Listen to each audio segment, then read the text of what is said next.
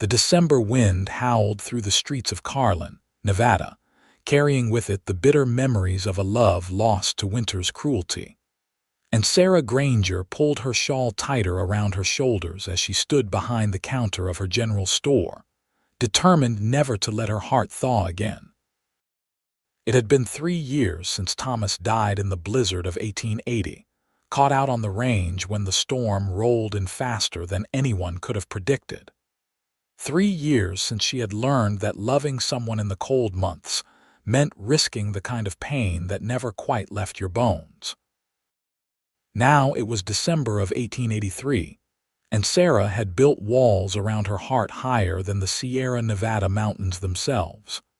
The bell above the door chimed, and she looked up to see a stranger stepping inside, stamping snow from his boots. He was tall, broad-shouldered, with sandy brown hair that curled slightly at his collar and eyes the color of summer grass. Everything about him seemed to radiate warmth despite the cold he had just walked through. "Afternoon, madam," he said, removing his hat to reveal a kind face weathered by sun and wind. "Name's Samuel Grant. Just hired on at the Miller Ranch. Figured I should introduce myself to the shopkeep since I'll likely be a regular customer." Sarah nodded stiffly, keeping her expression neutral. "Sarah Granger.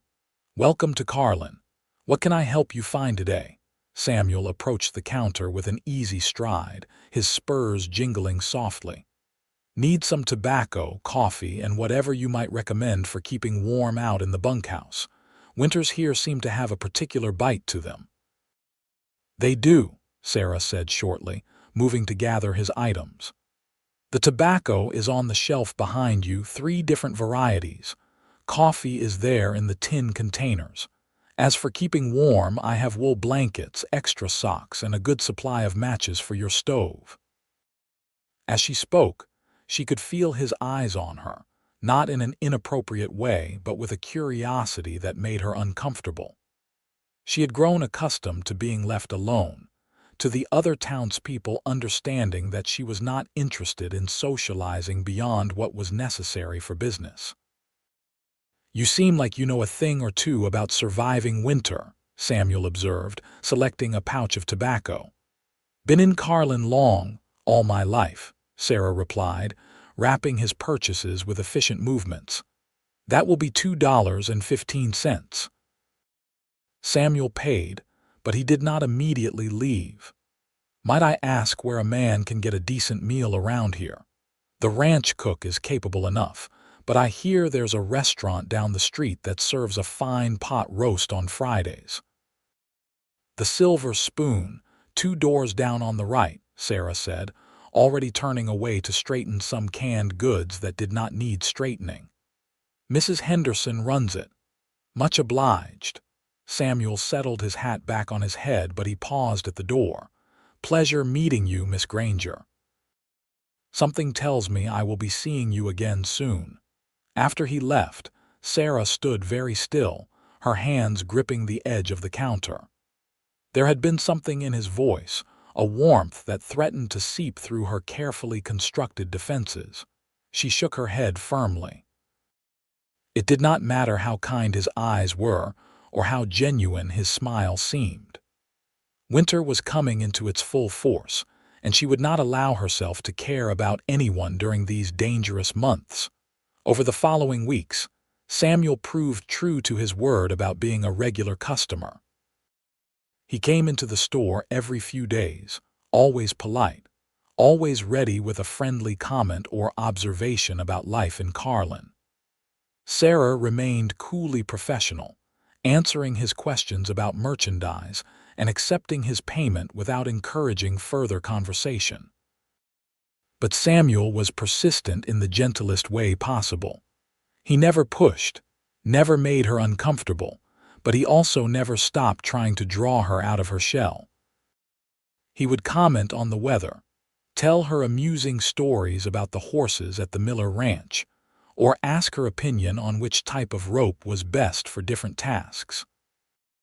"You are knowledgeable about ranching for someone who runs a store," he observed one afternoon in mid-December, as she recommended a particular grade of leather for repairing his saddle.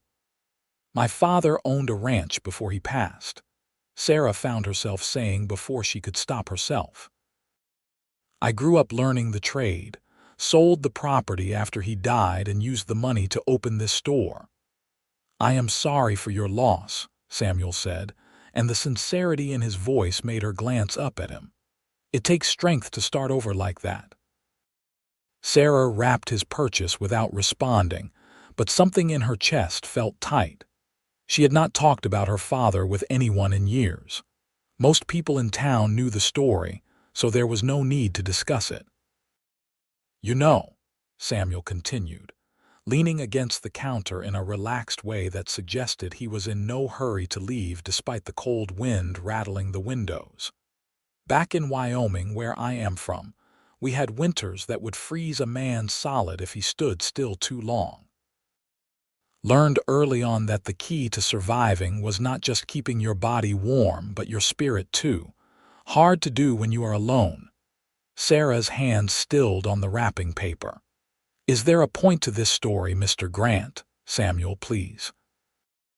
"And I suppose the point is that I have noticed you seem to carry winter with you even when you are indoors by a warm stove. Makes a man wonder what put that frost in your eyes." She looked up sharply, ready to tell him it was none of his business, but the expression on his face stopped her. There was no judgment there, no prying curiosity, just a gentle concern that made her walls tremble. "People lose loved ones to winter," she said quietly. "Some of us learn from that." Understanding dawned in Samuel's eyes, but he did not press her. "I see. Well, Miss Granger, I hope you will forgive me for saying that seems like a lonely way to live." Before Sarah could form a response, the door opened, and several other customers entered, bringing with them a gust of frigid air and the conversation that needed tending. Samuel tipped his hat and left, but his words stayed with her long after he was gone.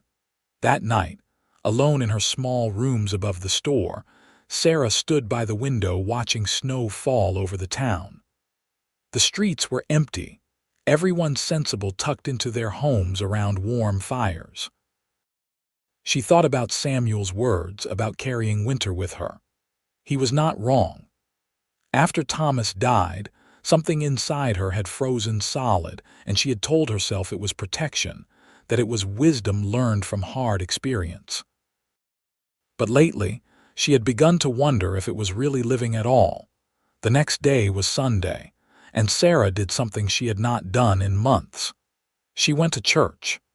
The small white building at the edge of town was packed with families seeking both spiritual comfort and communal warmth. Sarah slipped into a back pew, hoping to go unnoticed, but that hope died when she saw Samuel sitting just 2 rows ahead. He turned as if sensing her presence, and when their eyes met, his whole face lit up with a smile that made her heart do something traitorous in her chest. He did not make a show of it or draw attention to her, just gave her a warm nod before turning back to face the front as Pastor Williams began the service. Sarah barely heard the sermon.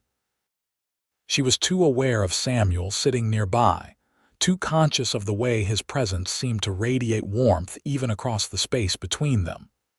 When the service ended and people began filing out, she tried to leave quickly, but Mrs. Henderson caught her arm. "Sarah Granger, as I live and breathe. How long has it been since we have seen you here?" The older woman's face was kind, her eyes understanding. "It is good to see you out and about." "I thought it was time," Sarah said, trying to edge toward the door, but the crowd was thick with people stopping to chat. "Have you met our new ranch hand yet? Samuel Grant. Such a nice young man. He has been asking all sorts of questions about the area, very interested in getting to know the community." Mrs. Henderson's eyes twinkled with barely concealed matchmaking intentions. "He has been in my store several times," Sarah said carefully. "Has he now?" "Well, that is not surprising. You run the best establishment in town." Mrs. Henderson patted her arm. You should come to dinner sometime. I know you prefer to keep to yourself, but it is not healthy for a young woman to be alone all the time, especially during the winter months." Sarah murmured something non-committal and finally managed to extract herself from the crowd. She stepped out into the cold December air, breathing deeply and trying to settle the anxiety that social situations always provoked in her now. She had taken only a few steps when she heard boots crunching in the snow behind her. "Miss Granger, wait a moment." She turned to find Samuel approaching, his coat buttoned against the cold, his breath making clouds in the frozen air. "I wanted to say it was nice to see you at church," he said when he reached her. "I know we are barely acquainted, but I wondered if you might allow me to walk you home. These streets can be treacherous with all this ice." Sarah opened her mouth to refuse, but something in his earnest expression made her pause. He was not being presumptuous or forward. He was simply offering a kindness, the way any decent person might. "I live above my store," she said. "It is not far." "Then it will be a short walk," Samuel replied with a gentle smile. They walked in silence for the first few minutes, their footsteps muffled by the snow. The town looked peaceful in the winter light, smoke rising from chimneys, icicles hanging from roof eaves like crystal decorations. "Can I ask you something?" Samuel said finally. "And you can tell me it is none of my business if you want. That depends on the question. The way you were in church today, the way you always are when other people are around, you looked like you were hurting. Not physically, but like something was weighing on you. I recognize that look because I wore it myself once." Sarah stopped walking, turning to face him. "You do not know anything about me." "You are right, I do not," Samuel agreed, stopping as well. "But I know what grief looks like. I know what it means to build walls so high that nobody can climb them. I did the same thing after my brother died 5 years ago. Took me a long time to realize I was not protecting myself. I was just making myself a prisoner." "Your brother?"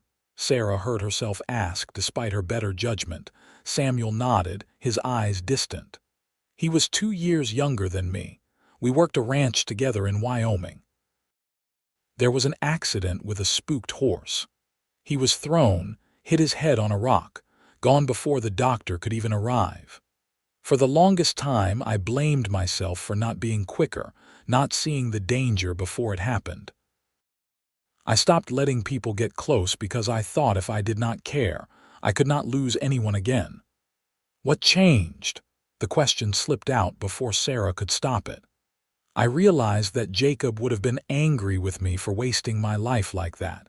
He loved life, loved people. By shutting everyone out, I was not honoring his memory. I was betraying everything he stood for." Samuel met her eyes.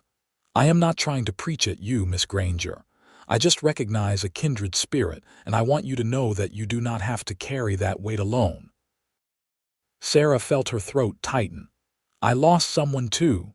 My fiancé, Thomas. He died in a winter storm 3 years ago. We were supposed to be married in the spring." "I am so sorry," Samuel said softly. "Ever since then I cannot stand winter. Cannot stand the cold, the snow, the way everything dies and freezes. It took the man I loved, and I swore I would never let myself care about anyone during these months again. Maybe that makes me a coward, but I cannot go through that pain another time." "That does not make you a coward," Samuel said firmly. "It makes you human. But Miss Granger, can I tell you what I learned? Love is not something that only happens in spring and summer. Love is what gets us through winter. It is what keeps us warm when everything else is frozen." Sarah stared at him, those words hitting her like a physical blow. "That is easy to say when you have not lost someone to the cold. You are right again. I lost my brother in summer, on a beautiful July day with the sun shining. Does that mean I should fear every warm day? Should I refuse to care about anyone when the weather is fine? Grief does not work that way. Loss can happen any time, any season. The only thing we can control is whether we let fear keep us from living. They had reached her store, and Sarah realized she had been standing in the cold far longer than she intended, but she barely felt the temperature. All she could feel was the truth of Samuel's words warring with the fear she had carried for 3 years. "I should go inside," she said finally. "Thank you for walking with me." "Any time," Samuel said, tipping his hat. "And Miss Granger, I meant what I said. You do not have to carry that burden alone. If you ever want to talk or even just have someone to walk with, I am around." She nodded, unable to form words, and let herself into the store. Once inside, she leaned against the door, her heart pounding. Samuel Grant was dangerous, she realized. Not in any harmful way, but dangerous to the careful isolation she had built around herself.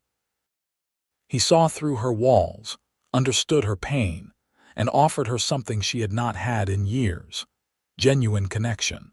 The question was whether she was brave enough to accept it.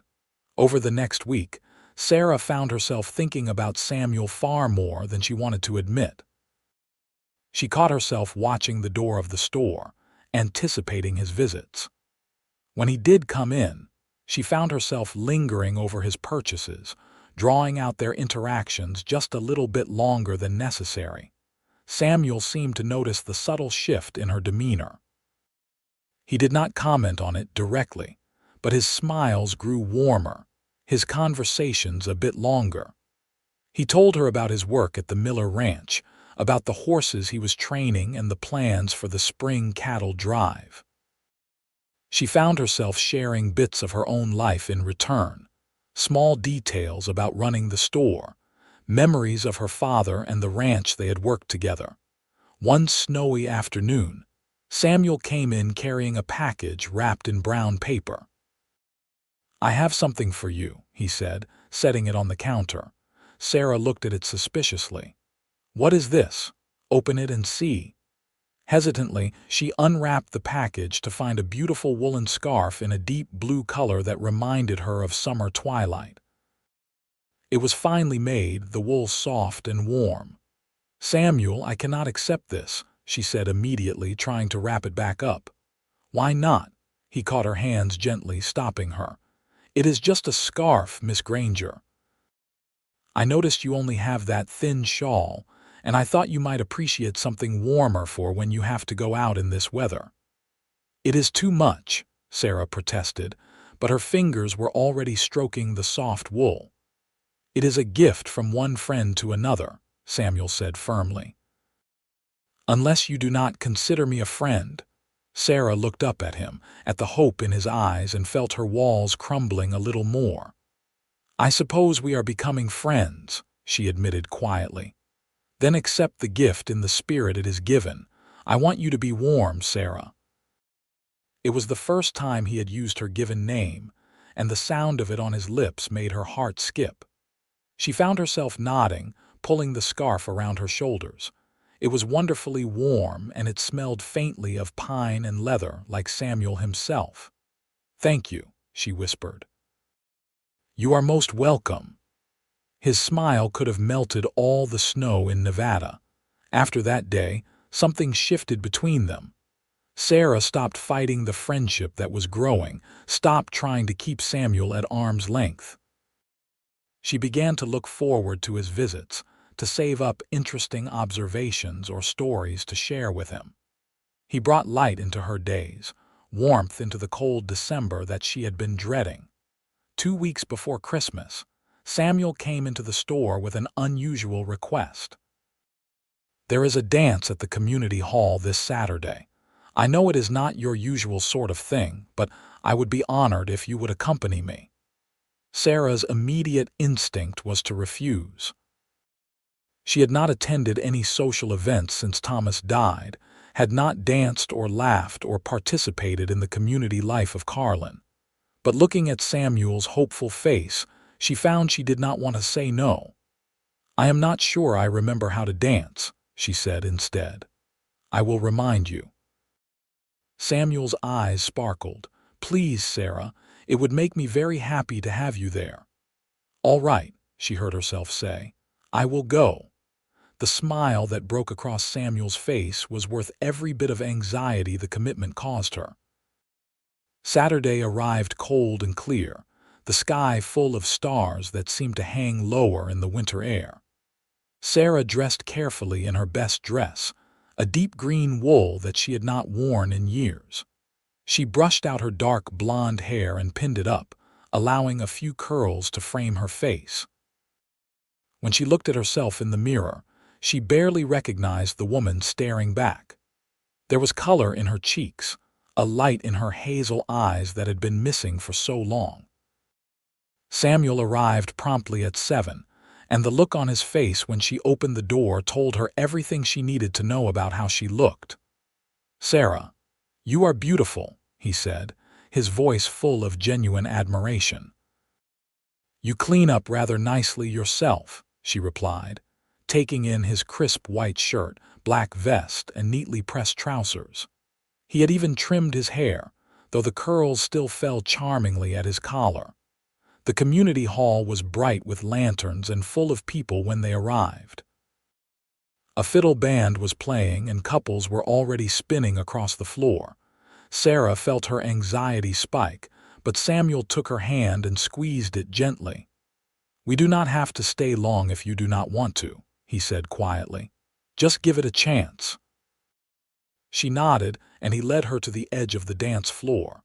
The current song ended and a new one began, something slower and easier to manage. Samuel turned to her, offering his hand formally.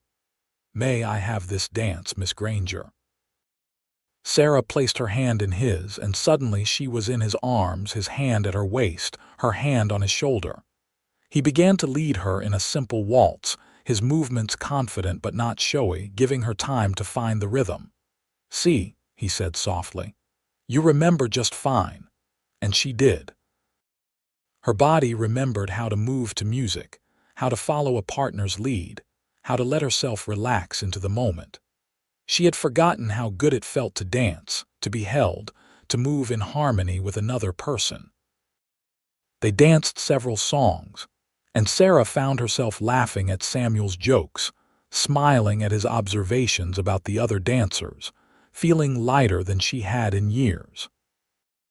Between dances, he fetched her punch and introduced her to some of the other ranch hands from Miller's Place, all of whom treated her with respect and welcomed her warmly. But it was during a particularly lively reel that everything changed.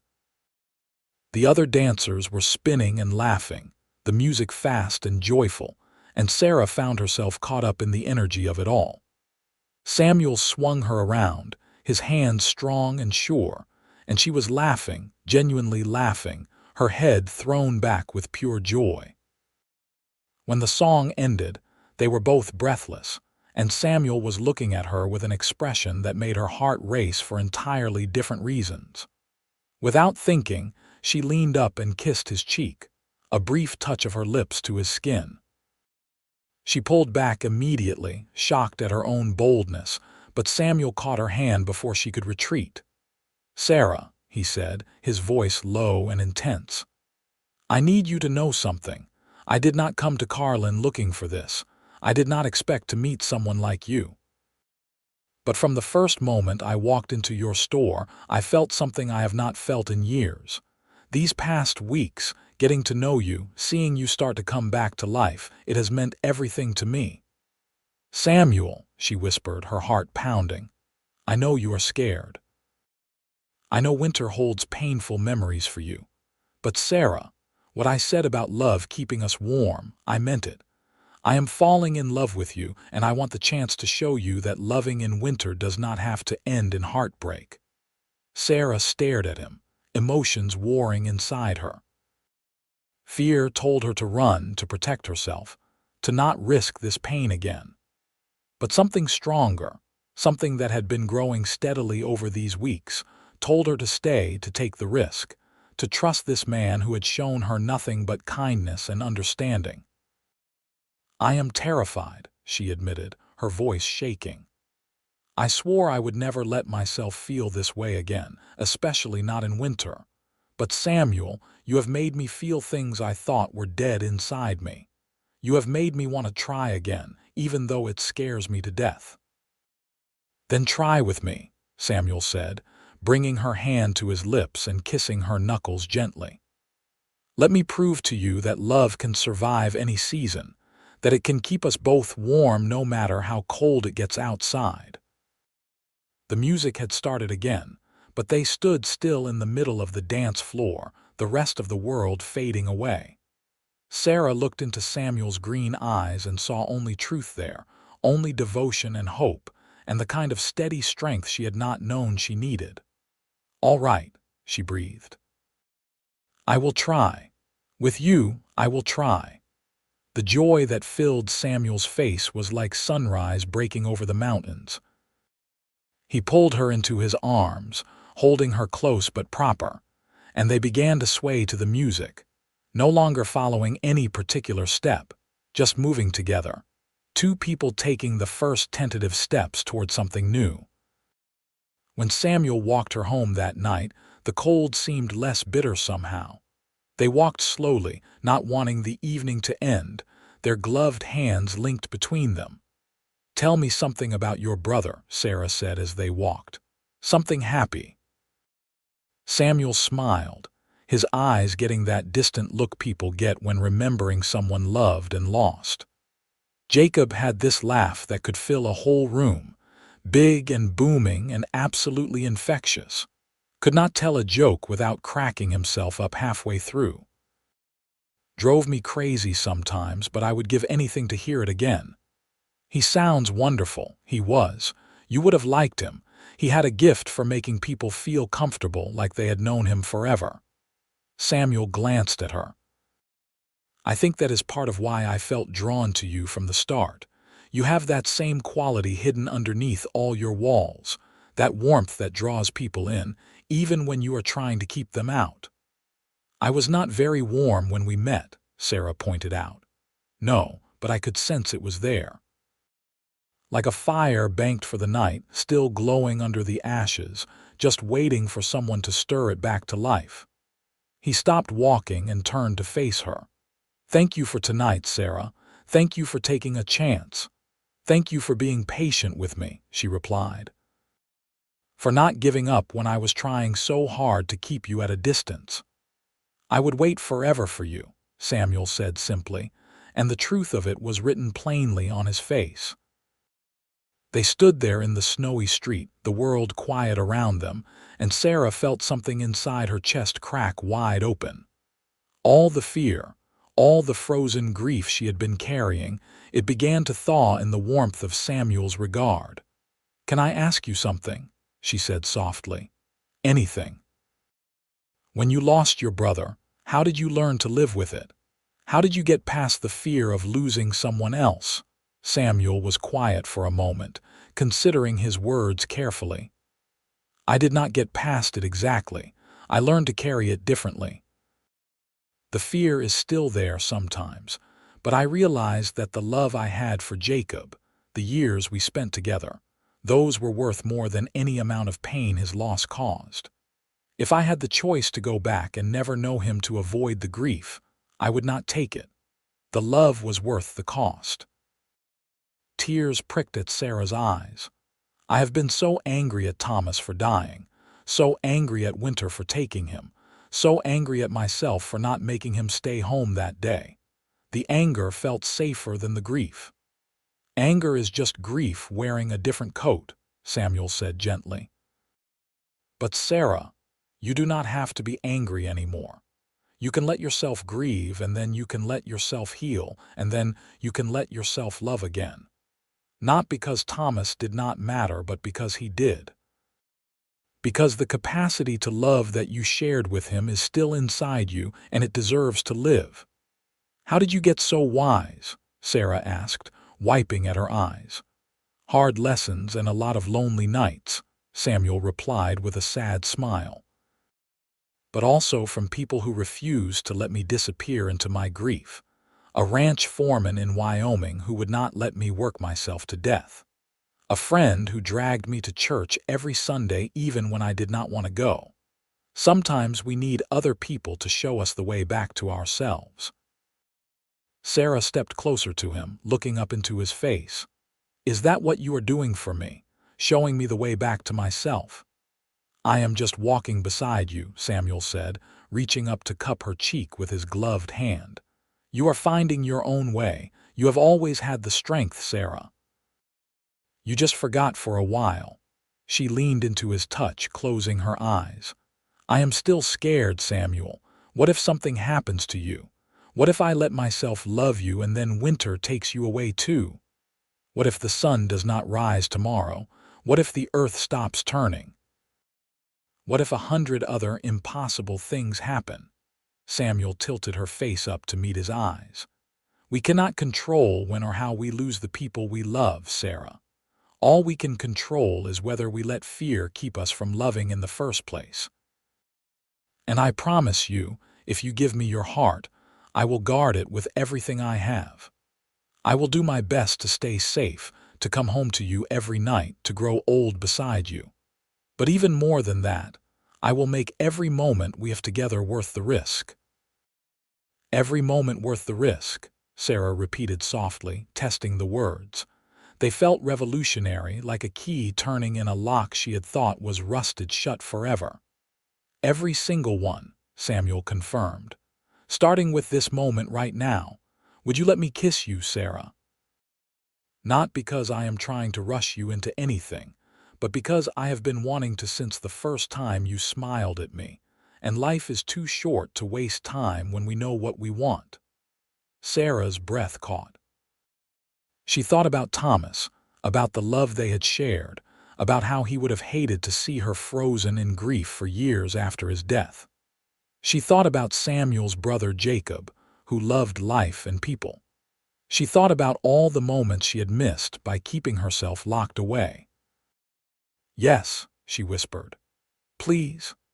Samuel leaned down slowly, giving her time to change her mind, but she did not want to. She wanted this, wanted him, wanted to feel alive again. When his lips met hers, it was gentle and sweet, a question and an answer all at once. His mouth was warm despite the cold, and his arms came around her, holding her close, sheltering her from the wind. The kiss deepened, becoming something more than gentle, something full of promise and possibility. Sarah felt heat flood through her body, felt her heart come fully back to life after years of hibernation. This was what she had been missing, what she had denied herself. Connection, intimacy, the glorious risk of opening yourself to another person. When they finally pulled apart, both breathing hard, Sarah was trembling but not from cold. Samuel rested his forehead against hers, his hands framing her face. I love you, he said simply. I know it is fast. I know we have only known each other a few weeks, but I love you, Sarah Granger. I love your strength and your fragility, your fierce independence and your hidden softness. I love the way you try so hard to be strong that you forget it is okay to lean on someone. I love you, and I want to spend every day proving that loving in winter can be the warmest thing of all. Sarah felt tears sliding down her cheeks, but they were not tears of grief or fear. They were tears of relief, of release, of something hard and frozen finally melting inside her. I love you too, she said, the words feeling like a revelation. I think I started loving you the first time you said love keeps us warm. I was so determined to prove you wrong, but Samuel, you were right. You have kept me warm. Your friendship, your patience, your understanding, it has all kept me warm when I thought I would be cold forever. They kissed again, longer this time, less tentative. When they finally made it to Sarah's door above the store, they stood on the landing for another 20 minutes, unwilling to part, stealing kisses and making quiet promises about tomorrow and all the days after. I should let you get inside before you freeze, Samuel said reluctantly, though his arms were still around her. I am not cold, Sarah said truthfully. I have not been cold since the moment you walked into my life. Still, I want to do this properly, court you the right way. Take you to dinners and dances and church on Sunday. Let the whole town see that you are my girl." "Your girl," Sarah repeated, smiling at how that sounded. "I like that. Good, because I am not planning on letting you go." Samuel kissed her forehead, then her cheeks, then her lips once more. "Sweet dreams, my love. I will see you tomorrow." "Tomorrow," Sarah agreed, and watched him walk away into the snowy night before letting herself inside. She could not sleep that night, too full of emotion and energy. She kept touching her lips, remembering the feel of Samuel's kisses. She wrapped herself in the blue scarf he had given her and stood by the window, watching the snow fall, and for the first time in 3 years, she thought winter looked beautiful. The next morning, Sarah woke with a sense of purpose she had not felt in years.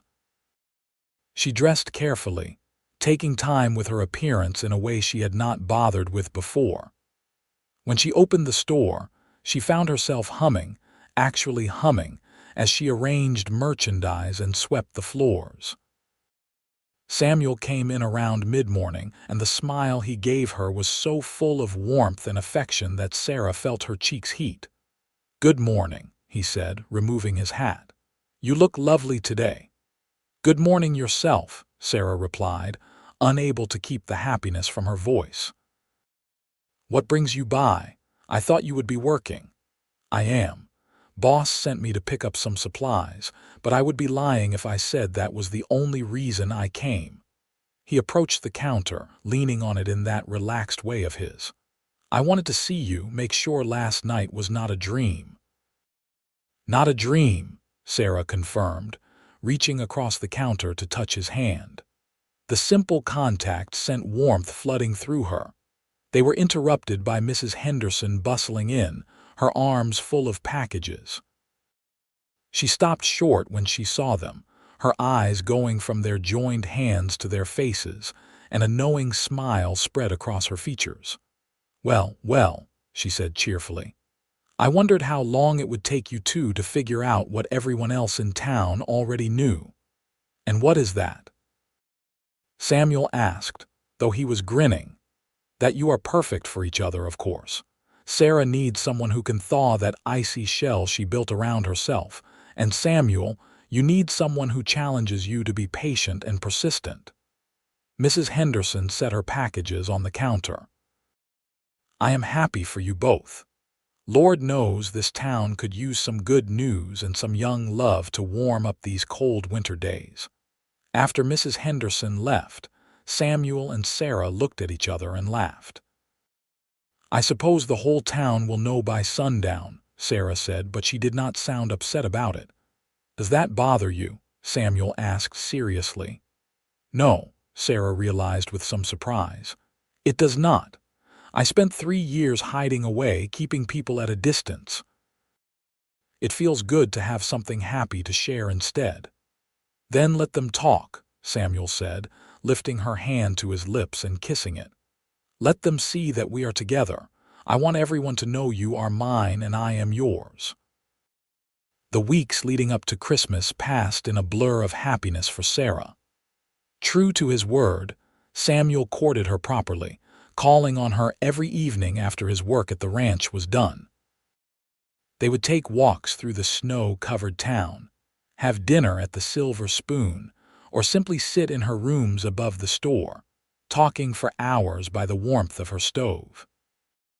Samuel told her about his life in Wyoming, about growing up on a ranch with his brother, about the dreams they had shared of one day owning their own spread. Sarah talked about her father, about learning to run cattle and mend fences before she learned to read, about the bittersweet decision to sell the ranch after his death. "Do you ever regret it?" Samuel asked one evening as they sat together, Sarah's head resting on his shoulder. "Selling the ranch, I mean." "Sometimes," Sarah admitted. "I loved that land, but I was not strong enough to run it alone, not then. The store was something I could manage, something that kept me busy enough that I did not have to think too much. And now—" Samuel's hand was stroking her hair gently, a gesture that had become familiar and comforting. "Now I think I might be strong enough," Sarah said slowly. "Or rather, I know I do not have to be alone anymore." Samuel tilted her face up to look at him. "Sarah Granger, are you saying what I think you are saying?" "I am saying that maybe someday we could think about getting a place of our own. A ranch where we could work together, build something together." She felt her cheeks heat but pressed on. "I know we have only been courting a few weeks.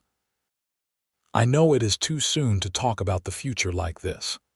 But Samuel, when I look ahead now, I see you in every picture. I cannot imagine my life without you in it." "Sarah," Samuel breathed, and then he was kissing her, deep and passionate, pouring all his feelings into the connection of their lips. When he pulled back, his eyes were shining. "I want that too. I want everything with you. A ranch, a home, a life together.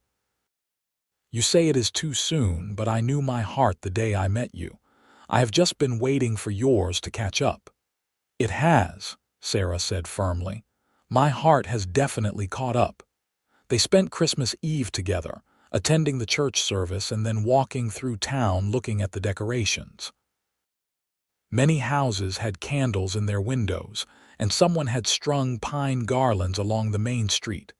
The whole town smelled of wood smoke and baking bread, cinnamon and pine.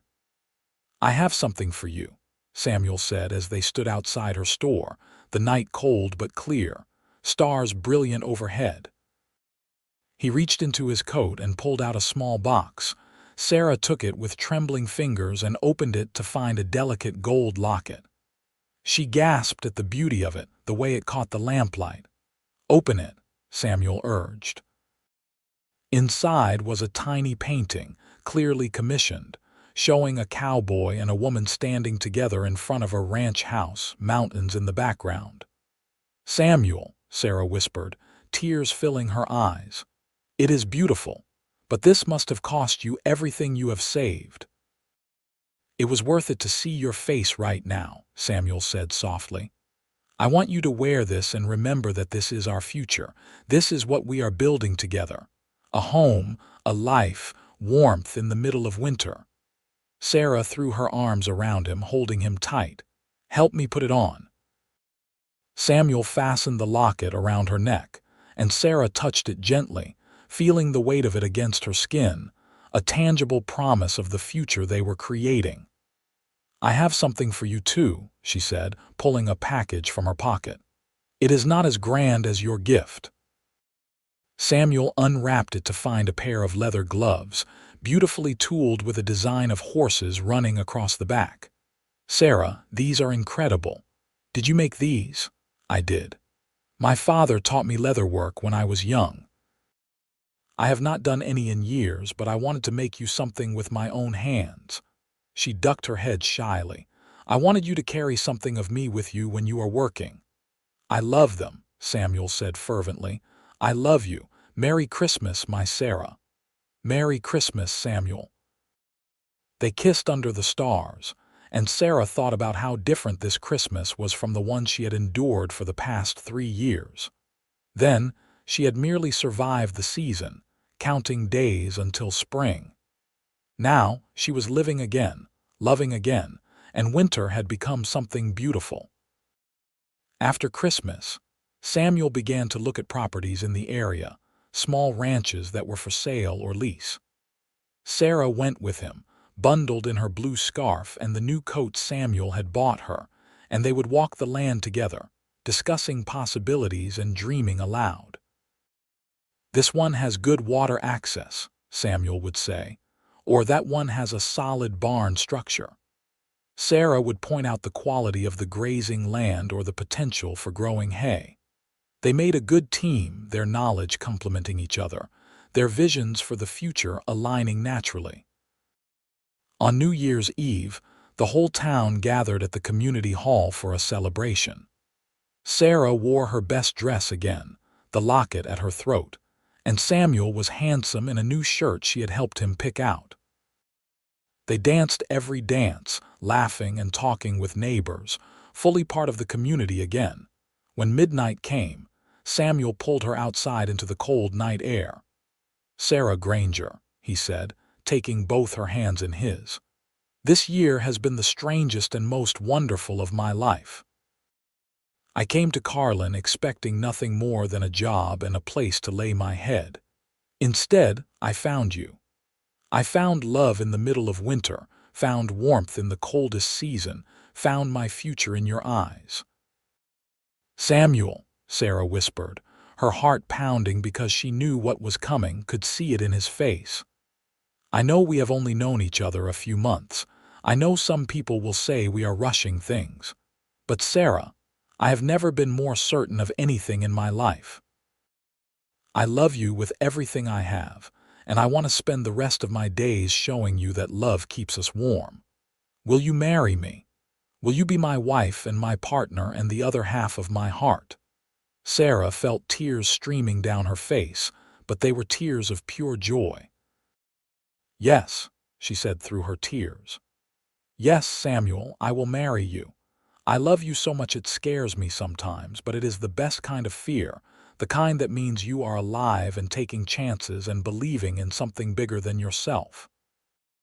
Samuel let out a whoop of joy and picked her up, spinning her around right there in the street while she laughed and held on tight. When he set her down, he kissed her thoroughly, not caring who might see, and Sarah kissed him back with equal passion. I do not have a ring yet, Samuel said when they finally broke apart. I wanted to ask you first, make sure you would say yes before I spent the money. I do not need a ring, Sarah said, though she was already imagining one. I have the locket and I have you, that is all I need.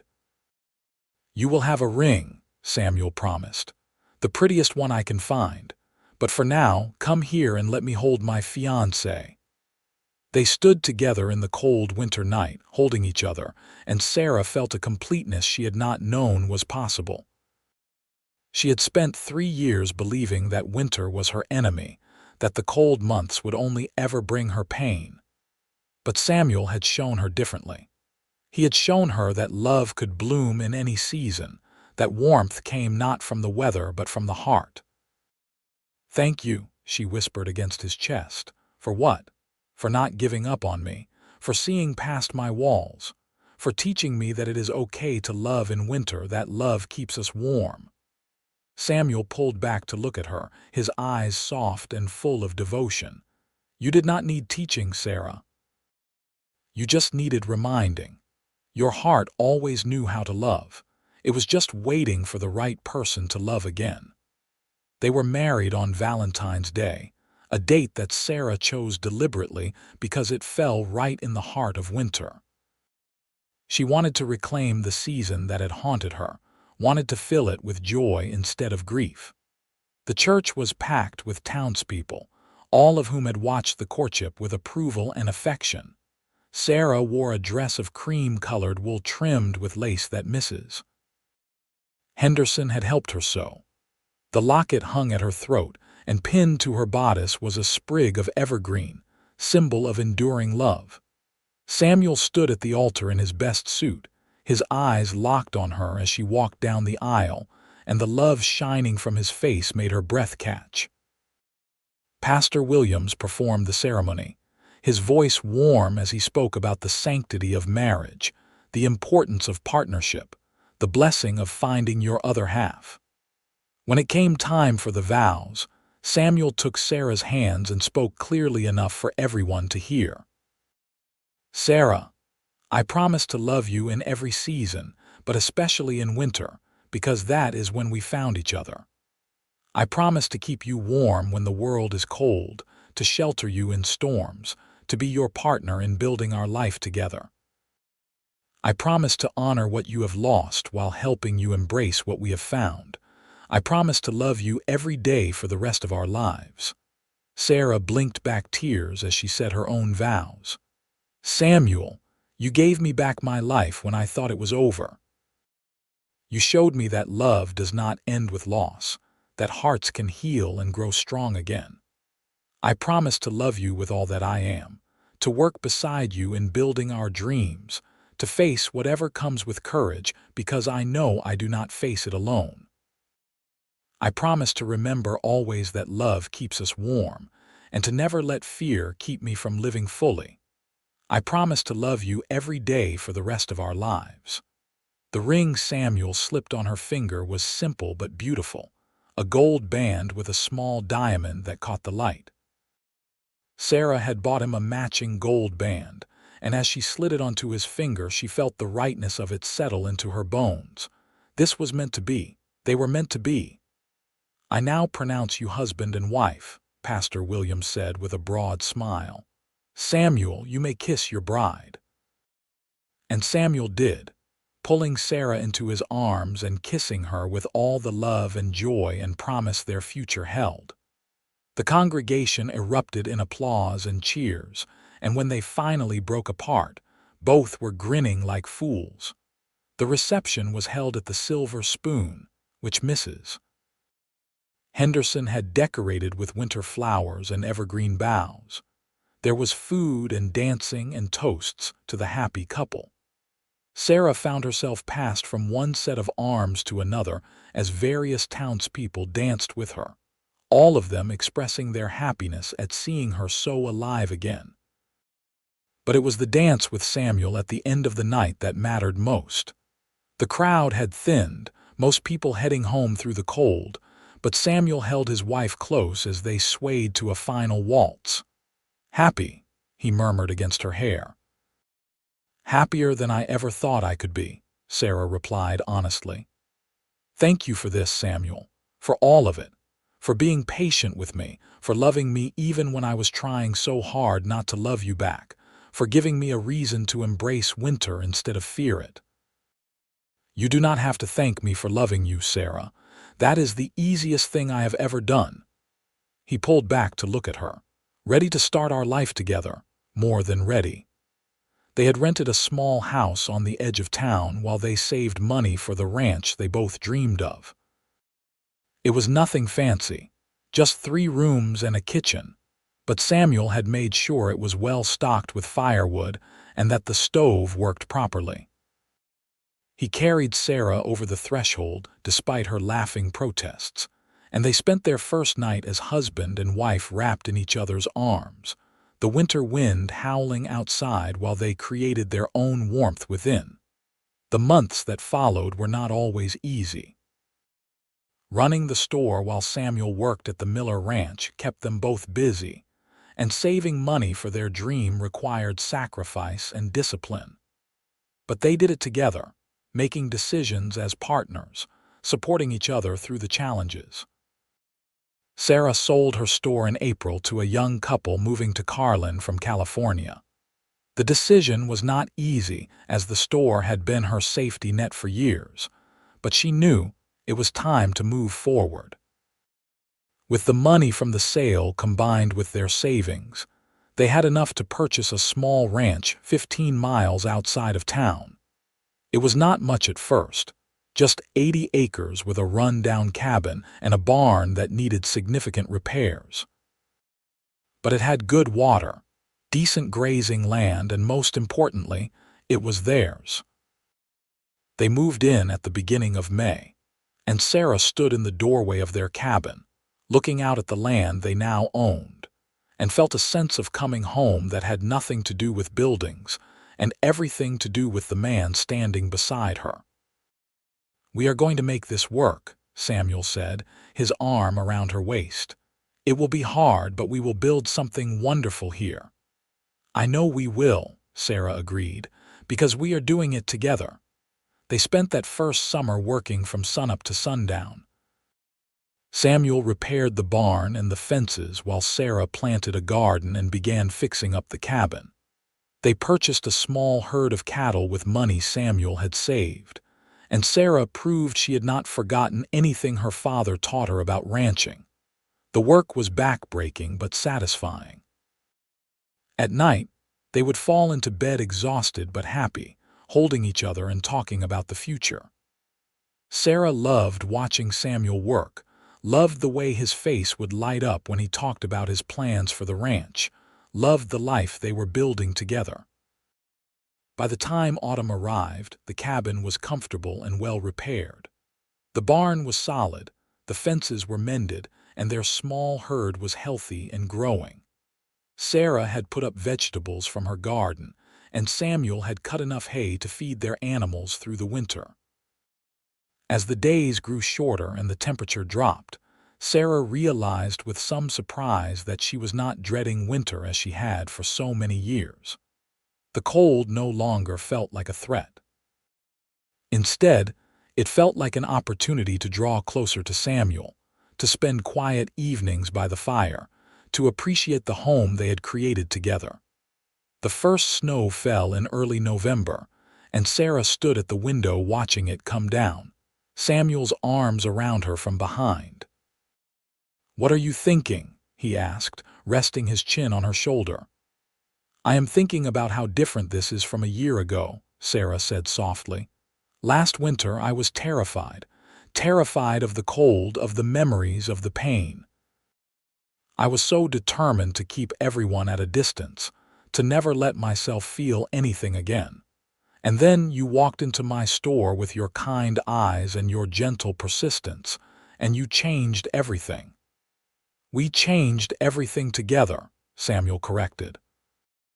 "You were the one who had the courage to let me in, to take the risk of loving again. I just gave you a reason to try." "You gave me more than that," Sarah said, turning in his arms to face him. "You gave me hope. You showed me that grief does not have to be the end of the story, that hearts can heal if we let them, that love really does keep us warm." Samuel kissed her softly. "And you gave me a home, a purpose, a future.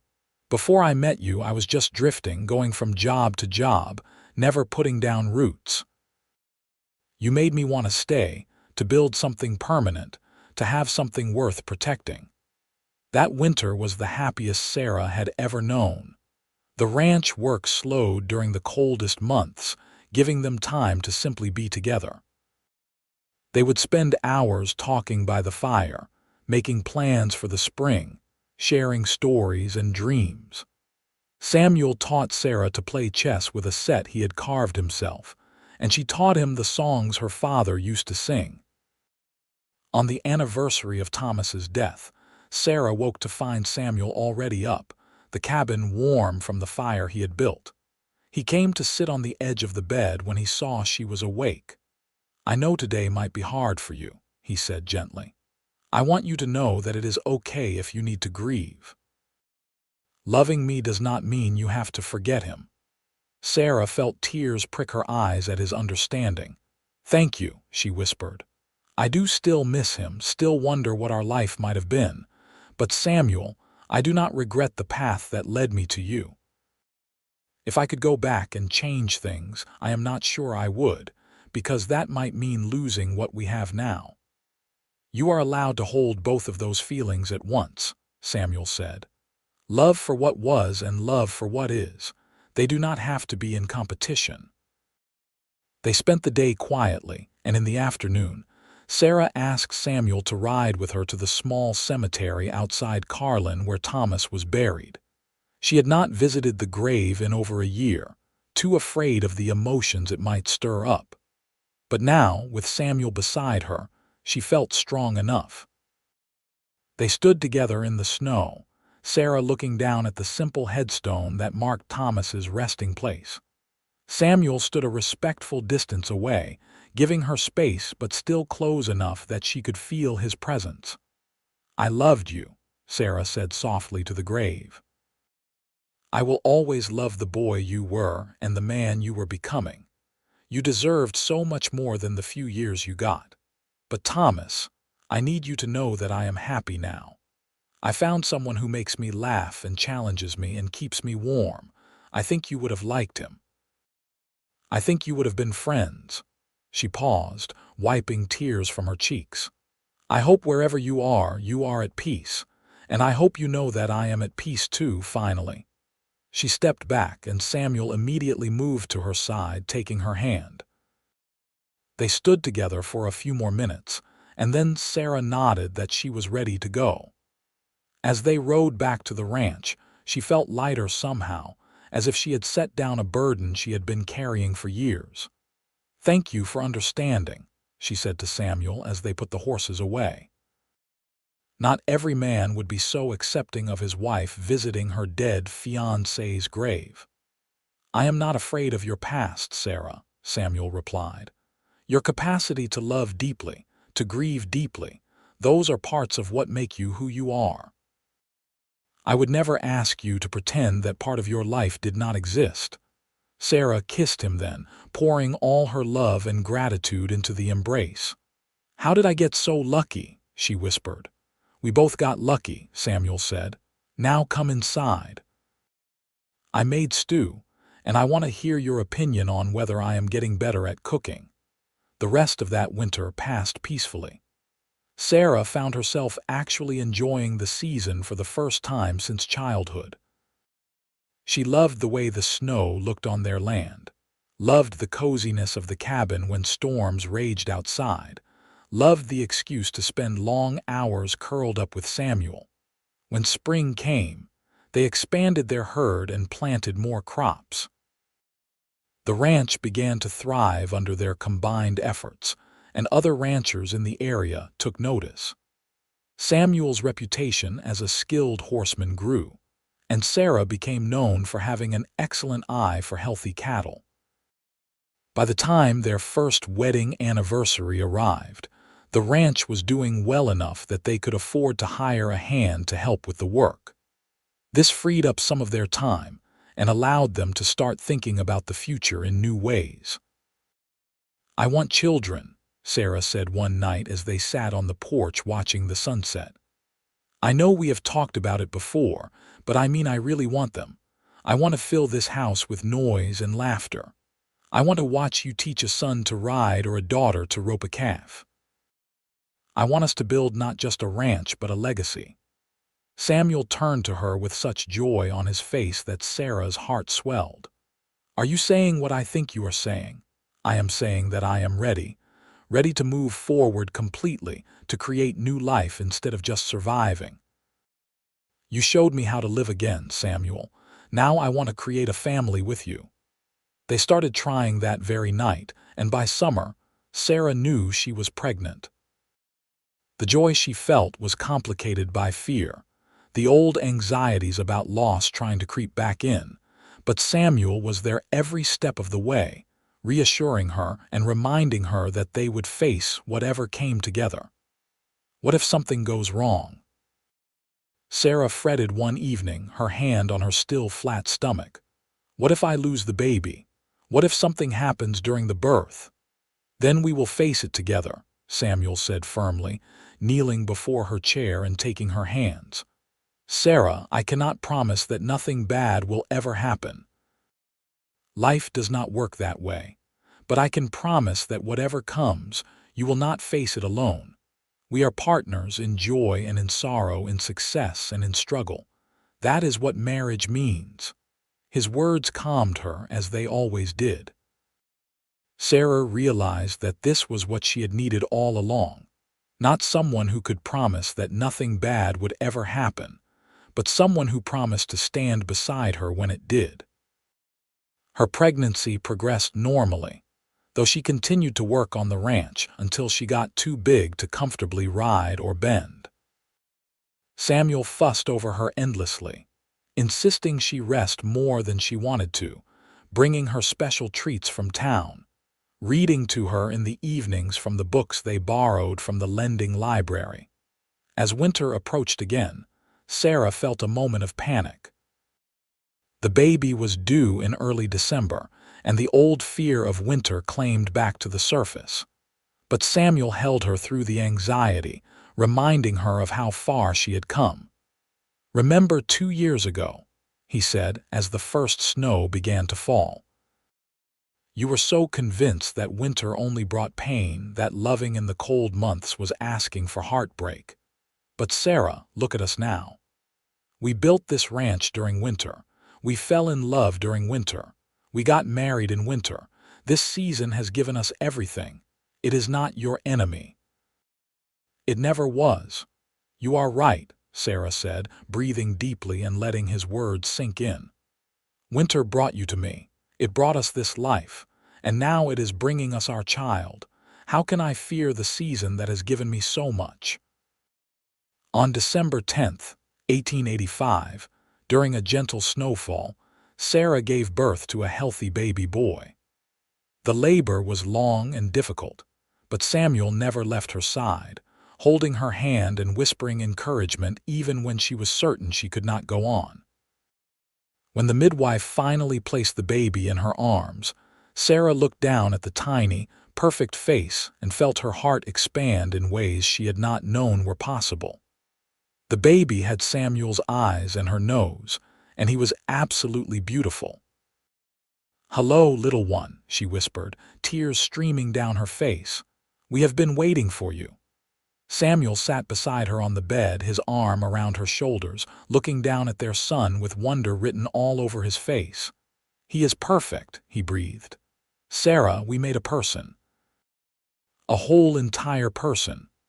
"What should we name him?" Sarah asked. Though they had discussed several options during the pregnancy, Samuel was quiet for a moment, then said softly, "What about Jacob Thomas, after my brother and your Thomas?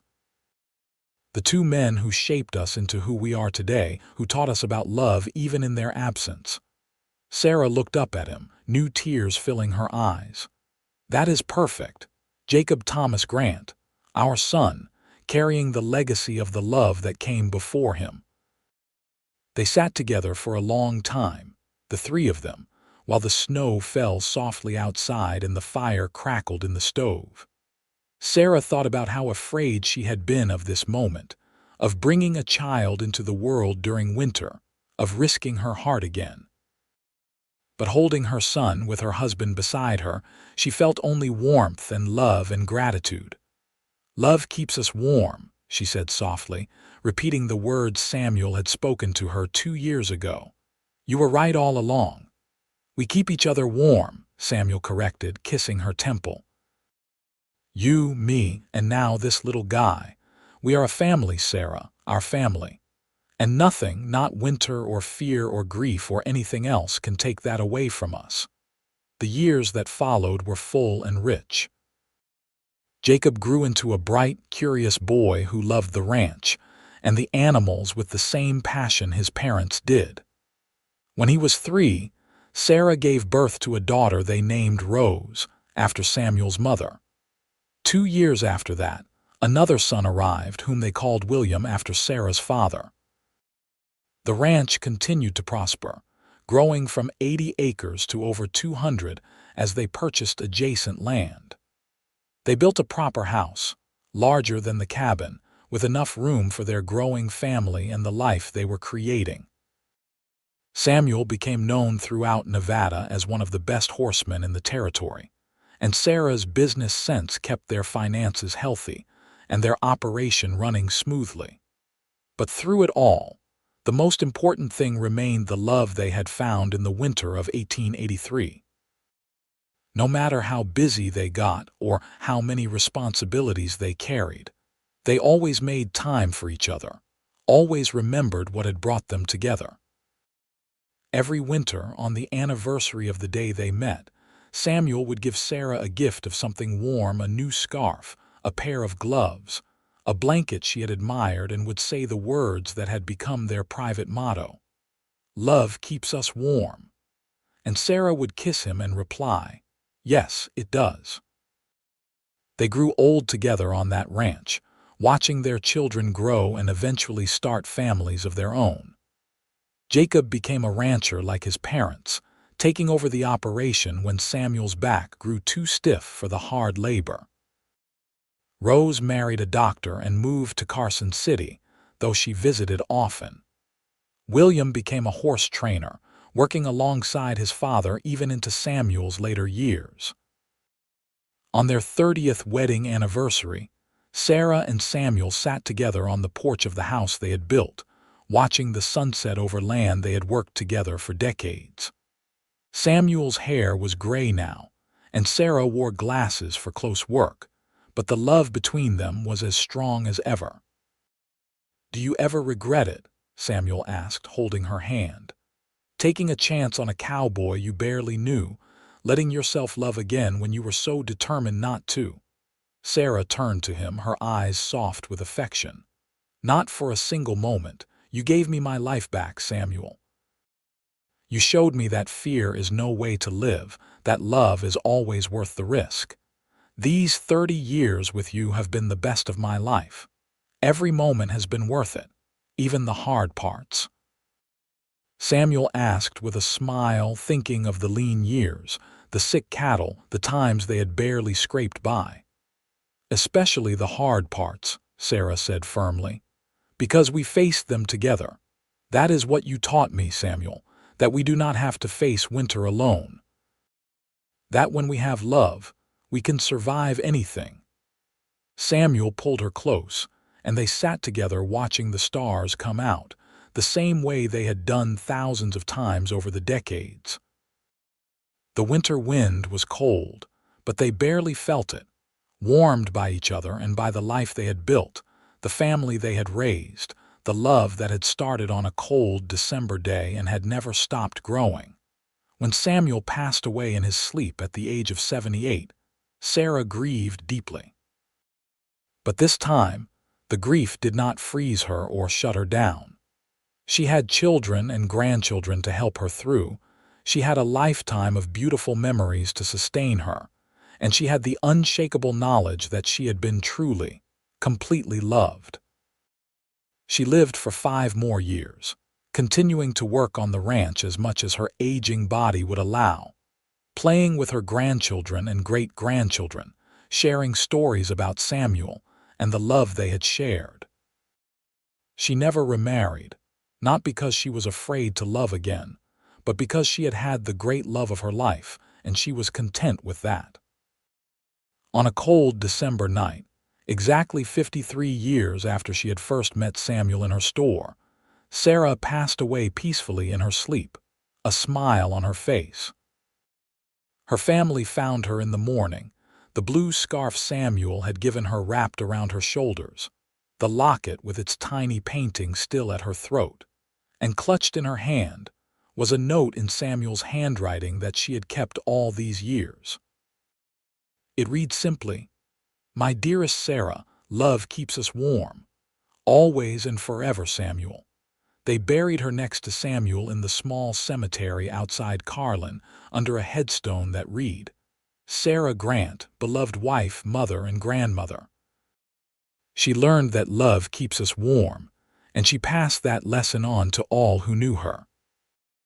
And for generations after, the Grant family would tell the story of their grandparents, of how Sarah had been afraid of loving in winter until a cowboy showed her how, of how he had promised that love keeps us warm, and had spent his life proving it true.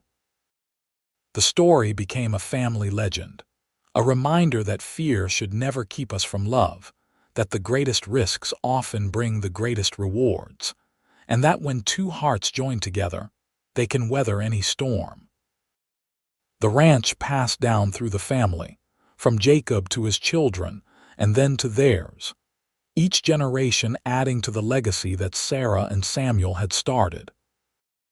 And every winter, when the snow fell over the Nevada mountains and the wind howled cold and fierce, the Grant family would gather around the fire, would hold their loved ones close, and would remember the truth that had started it all those years ago.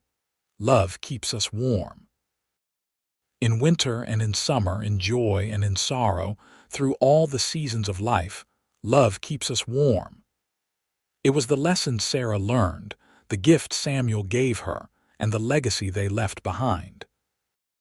And it was a truth that would echo through generations, warming hearts and inspiring courage for as long as the Grant family endured.